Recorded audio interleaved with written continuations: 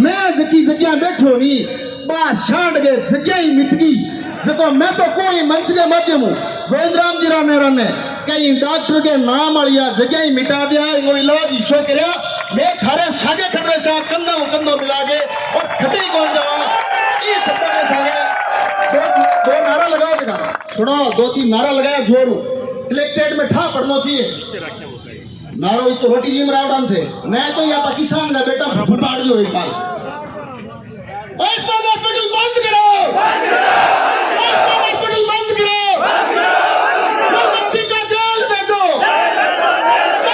सोनी का जेल भेजो प्रशासन होश में हो सरकार होश में हो बच्ची सरकार होश में हो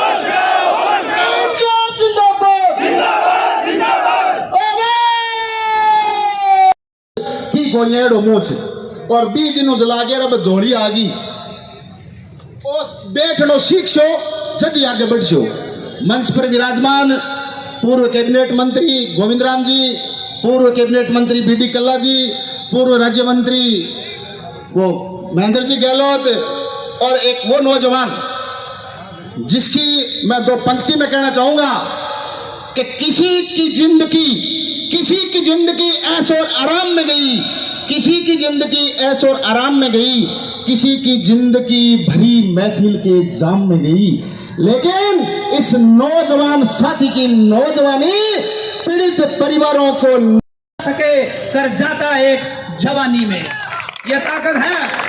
और बिहार के पटना से अरविंद एकलवे की एक बहुत मशहूर पंक्तियां आप सभी ने सुनी होगी।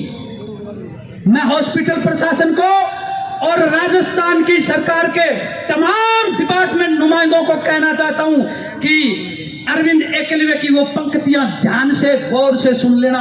आप लोग भी गौर से सुनना कि जवानी जिस तरफ चलती है उस तरफ पूरा माहौल बदल जाता है। ठीक कहा था अरविंद जी ने कि तलवारों की धारों पर संघर्ष हमारा पलता है, जिस तरफ जवानी चलती है उस तरफ जमाना चलता है।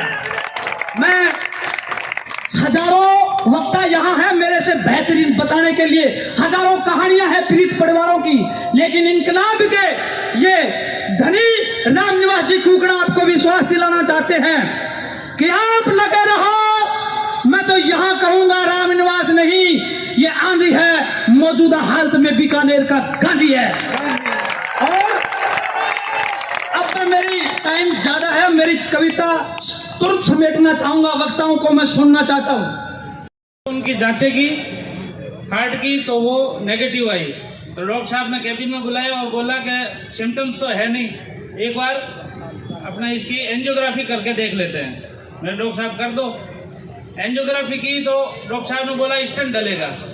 मैं डॉक्टर साहब 1-2 दिन बाद में कर लेते हैं, अब क्योंकि मैं अकेला आया हूँ कि नहीं ये तो तुरंत डालना पड़ेगा, हो सकता है आप घर पहुँचो ही नहीं, ये तो भगवान का मतलब कितना बड़ा आपको पता नहीं, आप टाइम से पहले ही आ गए, आपके हार्ट अटैक हुआ ही नहीं, आप टाइम से पहले ही आ गए। अगर आप डलवा लेते हो तो 100% आपके माताजी सही हो जाएगी, हार्ट अटैक का कोई चांस नहीं रहेगा।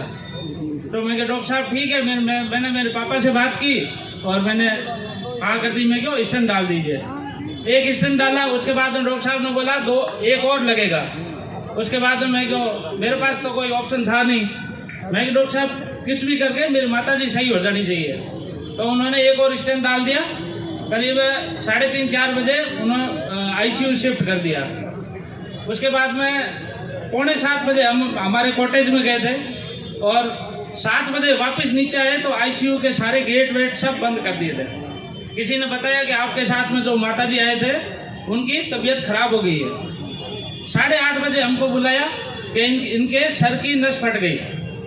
मैं डॉक्टर साहब सर की नस ऐसे कैसे फट गई, तो वो मतलब प्रॉपर कोई जवाब नहीं दे पाए और हम अच्छे से अच्छा ट्रीटमेंट कर रहे हैं। अगले दिन सुबह रात को मतलब 4 बजे हमको बोल दिया कि आपकी माताजी एक्सपायर हो गए और इनको ले जाइए। ऐसा ये डॉक्टर का ये है कि अगर वहाँ पे अगर आपने एंजियोग्राफी करवा ली तो बिना स्टेंट डलवाए आपको वो जाने नहीं देगा। ये ऐसा माहौल बना देता है डर का कि आप जा नहीं सकते। क्योंकि कोई भी अपने रिश्तेदार को मारना नहीं चाहता, मरने नहीं देना चाहता, चाहे पैसे कितने भी लगे। कितने रुपए वसूल किए? हमसे हमारा बिल बना था 1,60,000 रुपए का, जो कि हमने पेमेंट कर दिए। हमारी इंश्योरेंस थी, स्टार हेल्थ से इंश्योरेंस थी, वो हमने पेमेंट हो गई और उसके बाद मैं ले गया।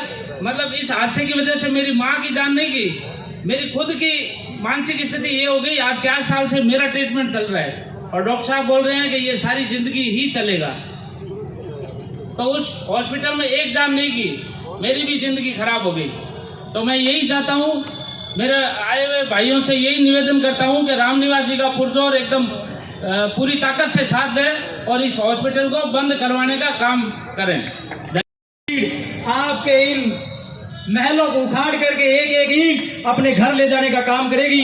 अगर समय रहते आप नहीं देते तो ये आप मान के चलिए कि यहाँ की एक एक ईंट ले जाएंगे लोग। हमारे बीच जेठाराम जी तड़ उदासर, नारायण सिंह जी उदासर सैकड़ों साथियों के साथ पधारे, आपका बहुत बहुत स्वागत। प्रेम जी हुडा, जगदीश जी मेघवाल, राजू राम जी पोटलिया मसूरी से पूरी टीम के साथ पधारे, आपका भी बहुत बहुत स्वागत और अभिनंदन।